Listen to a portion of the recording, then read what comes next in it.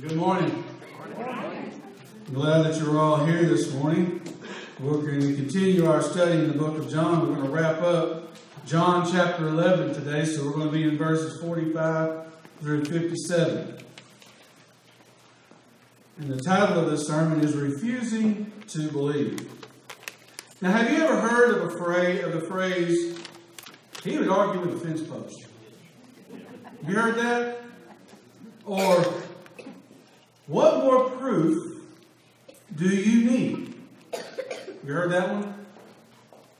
Or what about, he's as stubborn as a mule? We've all heard those statements before, right? Most of the time, you probably don't know this, but most of the time, those aren't flattering things to say about someone. But yet, every one of those could probably be described about us at some point in our life. And you know, when we're in Scripture, we're reading, and we sometimes just get so frustrated by reading about the Pharisees and the Sadducees and scribes, and we get frustrated and we're like, why are they acting this way? Why can't they just see the evidence that's in front of them? Why can't they just believe? And I think one of the reasons why we get so upset with them is because we see some of ourselves in them. But we just don't want to admit it. Am I getting too personal? But let's look at the text this morning. Now remember, Jesus has just called Lazarus from the grave. And he says with a voice, Lazarus, come out, and he comes out. And the people were amazed.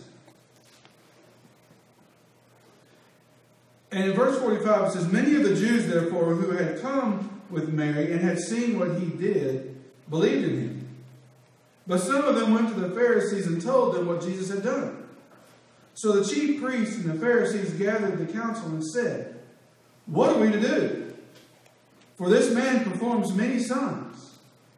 If we let him go on like this, everyone will believe in him, and the Romans will come and take away both our place and our nation. But one of them, Caiaphas, who was a high priest that year, said to them, you know nothing at all, nor do you understand that it is better for you that one man should die for the people, not that the whole nation should perish. He did not say this of his own accord, but being high priest that year, he prophesied that Jesus would die for the nation. And not for the nation only, but also to gather into the children of God who are scattered abroad. So from that day on, they made plans to put him to death.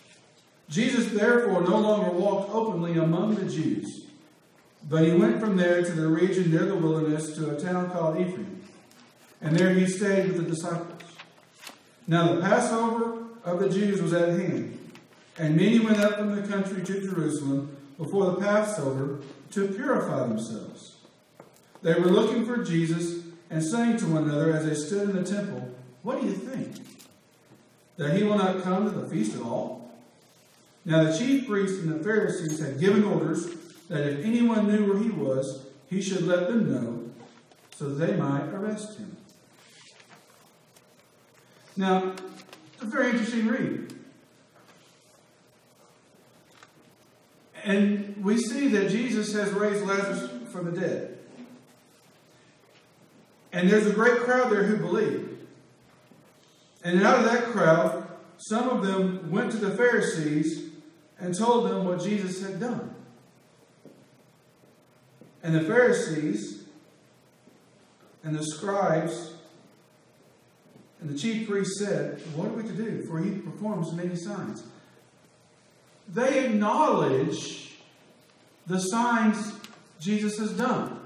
So what are the signs Jesus has done? Well, just what we've read in our studies so far in the book of John, Jesus had just raised Lazarus from the dead. That's a pretty big one.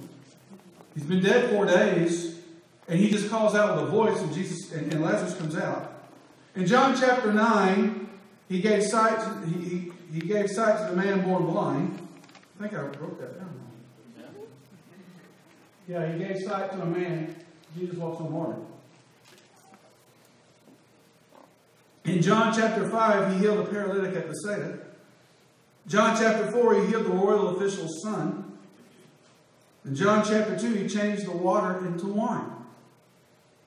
Now notice something about these things. Every one of these things he's done openly, in public, and Jesus has always been transparent about who he is and what he's about.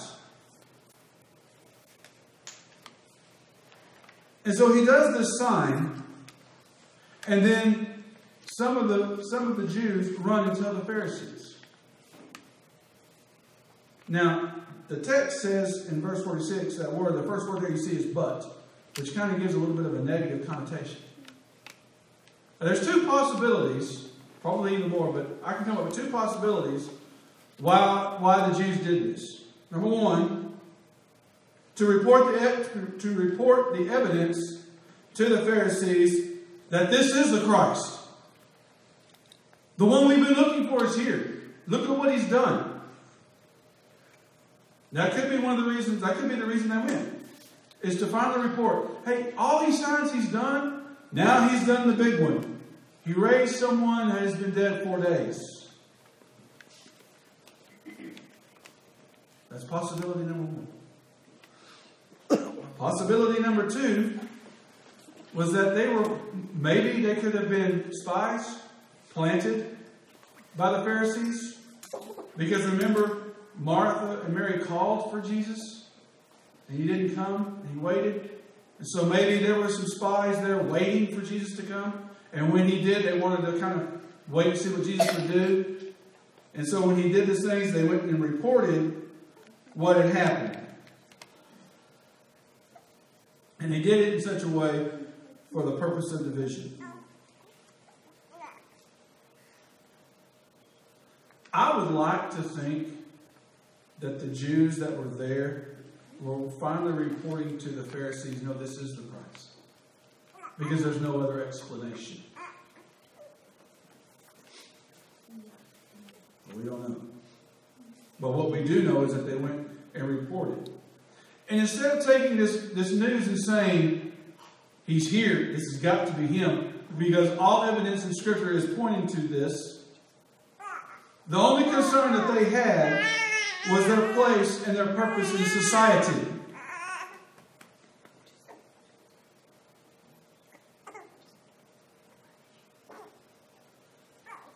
That was their purpose. And I think it's also very interesting that the high priest, God chooses to prophesy through him. And he doesn't even know it. Because they're looking for a way to get rid of Jesus. Say it's better for one man to die for the nation. But what he doesn't realize what he's saying is that he will die for all nations. And in 3 days he's going to rise and conquer death for all nations. You see, they're going to lose their place and their status anyway. But they're not taking in the evidences that have been before them since Jesus started his ministry. All the way back to John chapter 2, when Nicodemus comes to Jesus. Nicodemus tells Jesus, we know who you are. You've got to be from God, because only someone from God can do these things.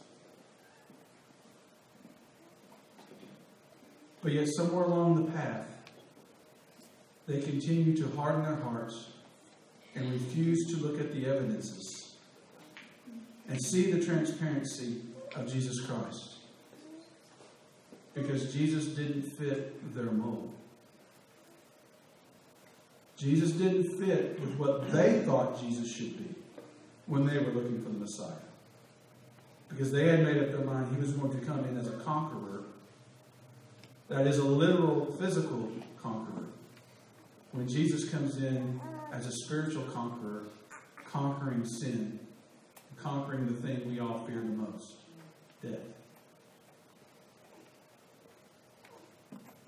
That's why it's so profound when Jesus tells the people, unbind Lazarus and let him loose. So consequently, through all of this, Jesus withdraws himself. And he withdraws himself to the wilderness, to the town of Metheny. And I think the reason he did this is because he's getting closer to his crucifixion. And the pressures of that is mounting. And he knows he needs to invest more time with his disciples. Because they're not going to have him physically there much longer. And he needs more time to feed his disciples. So his disciples can in turn then feed others. I think it's also he needed to draw closer to God. Not that he wasn't already close with God, but knows that he needs to go and have more time with God, with what he is about to endure. And I've said this before. Being a daddy, if I knew what my son was about to endure, I don't think I could ever let him go to face that. I said it last week, Jack was supposed to go to the dentist Friday to get it. Well, he was supposed to go Monday, and that didn't happen. He went, but they didn't get all of it done. And he's going to go Friday to get his tooth pulled. But he couldn't because he got sick. He had the flu. So he was supposed to get that done last Friday, so we had to postpone that. And so Jack being sick and the pain and all that, as a dad, I would rather take all that pain on me. So he wouldn't have to experience that. But I can't. And so my job as a father is to encourage my son. Give him words of affirmation. And also be there with him when he's a little bit afraid and when his anxiety is a little bit high. That's what we do as parents. We can't always take away the pain. But we should always be there walking them through it.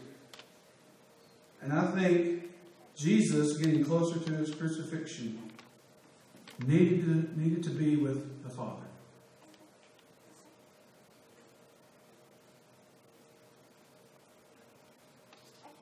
Jesus also knew he was being hunted. The Pharisees, how discouraging would it be to Jesus to pour out your life, to have been honest and transparent, showing sign after sign, to a set of people who only want to do one thing, and that is hurt you. I believe the strongest of us would get very tired of that pretty quickly.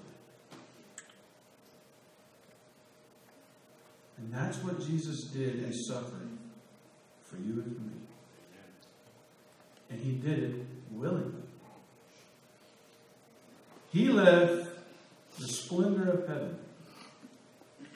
Now, I've said this before, a song that we sing. He left the splendor of heaven, knowing his destiny was the lonely hill of Golgotha. And there he laid down his life for me. And if that isn't love, then the ocean is dry. There's no stars in the sky, and the sparrows can't fly. And if that isn't love, then heaven's a myth. Because there's no feeling like this if this isn't love.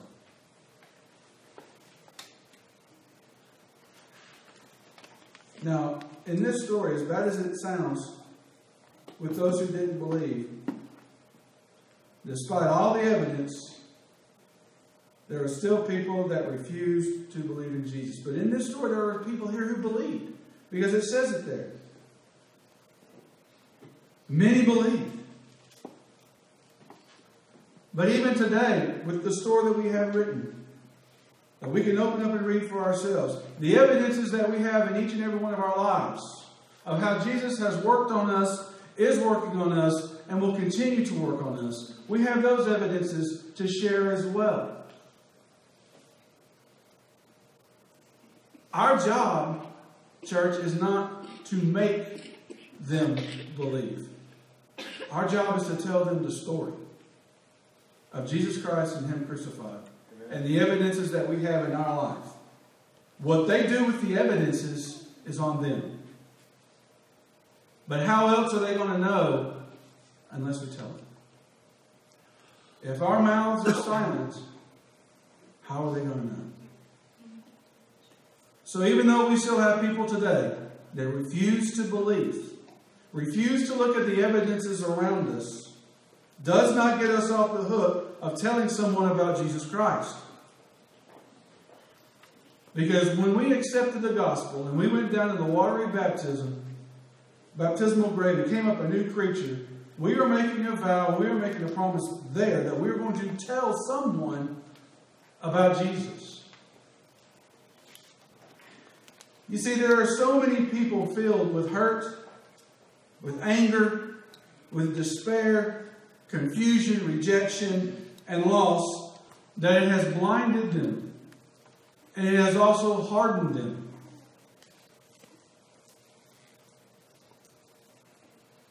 And what they need is someone to come alongside them, gently showing them Jesus. And working a little bit at that hardness and that blindness, and letting a little bit of that light come in. Letting a little bit of that love come in. And that means it takes effort on our part. It takes work on our part. Dealing with and working with people is a messy thing sometimes.